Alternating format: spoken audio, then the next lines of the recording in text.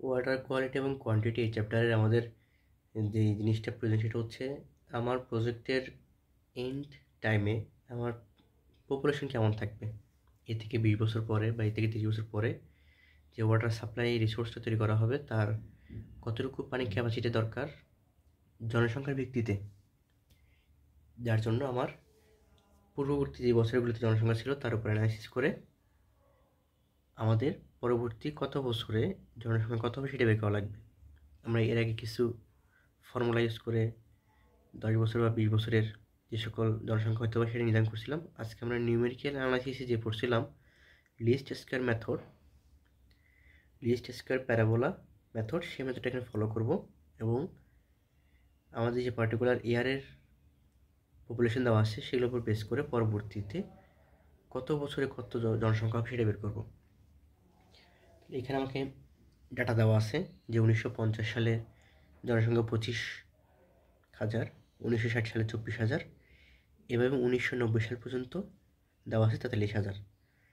Calculate the population in 2000 and 2010 by graphical extension and least square parabola method।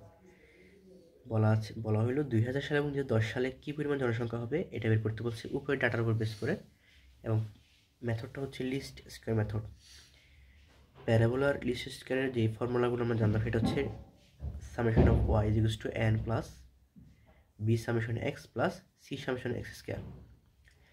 Just 1 number সমীকরণের সাথে x গুণ করলে 2 নম্বর সমীকরণ, 2 নম্বর সমীকরণের সাথে যদি এক্স গুণ করি 3 নম্বর সমীকরণ। তাহলে এখানে আমার যেটা দরকার সেটা হচ্ছে এক্সের মান দরকার এক্স স্কোয়ার, ওয়াইয়ের মান দরকার এক্স কিউব দরকার, এক্স ওয়াইয়ের মান দরকার এক্স পাওয়ার 4 এবং এক্স ওয়াইয়ের মান দরকার।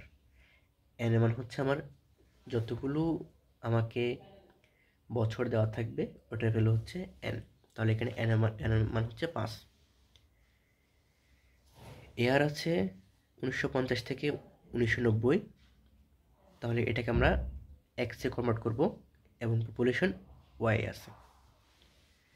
তাহলে এই যে এয়ার আছে অনেক বড় ডিজিট, এই এয়ারকে যদি আমরা এক্স ধরি তাহলে এক্স পাওয়ার 4 এক্স কিউব অনেক বড় হয়ে যাবে, তাই এয়ারকে ছোটো করে এক্সে কনভার্ট করতে হবে।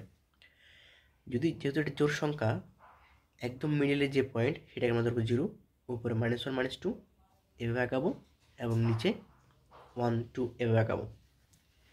ওয়াইয়ের মানটা তো এখানে দেওয়াই আছে 25 28 32 37 43 দিলাম।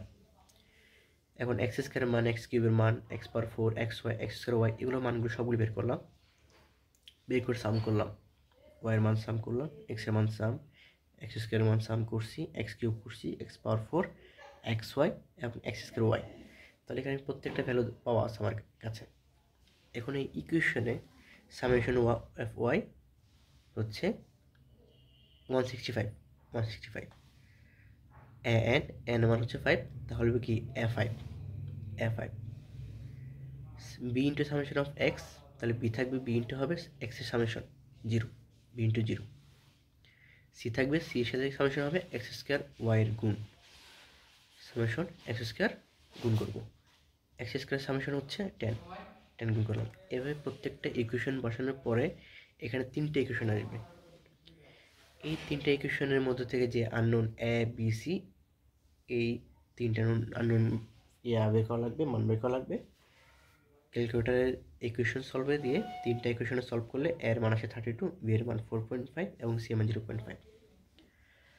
আমরা প্যারাবোলার যেই ফর্মুলা জানি সেটা হচ্ছে A plus B X plus C X square Y সমান A plus B X plus C X square.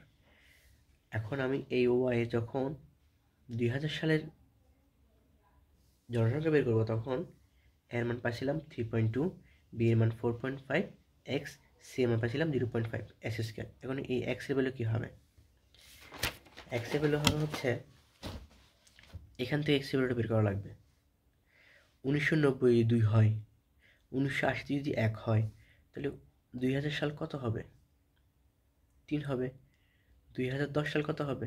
4 হবে। তাহলে 2000-এর জন্য এক্স এর ভ্যালু হচ্ছে 3 এবং 2010-এর জন্য এক্স এর ভ্যালু হচ্ছে 4। এখানে যেহেতু 2000 সাল, তাই এক্স এর ভ্যালু হবে 3, এক্স স্কোয়ার ভ্যালু হচ্ছে 9, যেহেতু ওয়াইয়ের মান 2010, তাই এখানে এক্স এর ভ্যালু হচ্ছে 4, এক্স স্কোয়ার 16। এখান থেকে আমরা 2000 সালে জনসংখ্যা পাচ্ছি 50,000 এবং 2010 সালে জনসংখ্যা পাচ্ছি 58,000। এখানে তো আমার একটা অড সিরিয়াল ছিল, যার কারণে আমি মিডল পয়েন্ট খুঁজে পাইছি।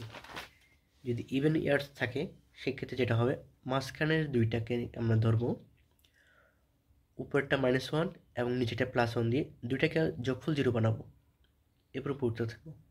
মোট কথা, যদি জোড় সংখ্যা হয় তাহলে মাঝখানের দুইটা নিব, মাঝখানে দুইটার উপরেরটা হবে -1, তার উপরে -2, তারপর -3, -1 এভাবে যাবে, এবং মাঝখানের নিচেরটা হবে 1, এরপর নিচে 2, এরপর 3, এভাবে নিচের দিকে আগাবে।